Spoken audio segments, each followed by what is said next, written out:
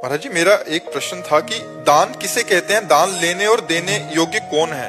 ये किस रूप में तन देखो, सही माने में दान है आवश्यकता की पूर्ति करना। जैसे कोई भूखा आदमी है, उसे भोजन की जरूरत है, अब उसे अन्न दान करो, उसे पवा दो।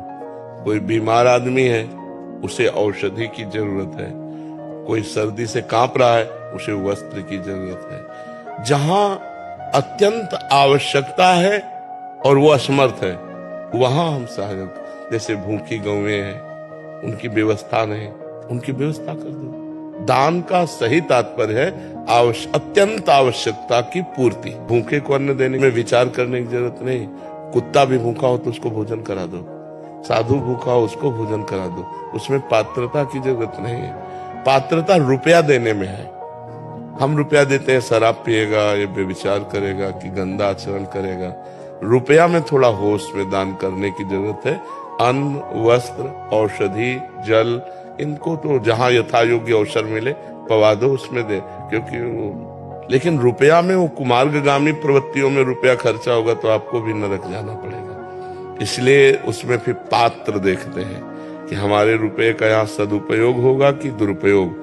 अगर लग रहा है सांगोपांग सदुपयोग होगा तो फिर कर देना चाहिए। जैसे कुछ मांग रहा है आपसे संत वेशधारी, एक तो संत मांगेगा नहीं। जो भगवान का निज जन है वो कभी ऐसे नहीं करेगा। ये हम तुम्हें पक्की बात बता देते हैं। भगवान का दास कहलाकर मरण धर्मा शरीरधारियों के सामने हाथ पसारे तो भगवान का दास है क्या?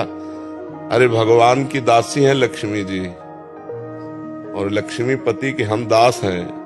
कि हमें जो आवश्यकता होगी वो प्रभु देंगे, तुमसे क्या मांगने की जरूरत है? तो भगवान का भक्त या कोई संत या सन्यासी, मुझे तो नहीं लगता जो असलियत में सतमार्ग में चलता है। उसका लक्ष्य तो भगवान है, तत्व ज्ञान है। वो रुपया के लिए, ना औषधि के लिए, ना यात्रा के लिए पैसा मांगेगा नहीं।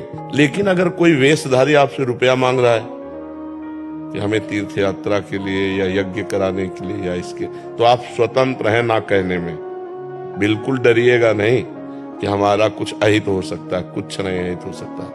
हमारी श्रद्धा नहीं, हम नहीं देंगे। बिल्कुल साफ रहना चाहिए इसमें। महाराज, पानी पीना हो पानी पी लो, भोजन करना हो भोजन पा लो, इसके आगे हमारी श्रद्धा नहीं है। अगर आपकी श्रद्धा दिखाई दे रही कि वास्तविक यज्ञ होने जा रही, आपको पता है उनका परिचय, तो जो बने तन मन धन सहयोग कर देना चाहिए। मतलब उसमें जानबूझ करके ही दिया जा सकता है, अनजाने में धन नहीं दिया जा सकता कि हमारे धन का दुरुपयोग होगा तो फिर उसमें सदगति बिगड़ जाएगी।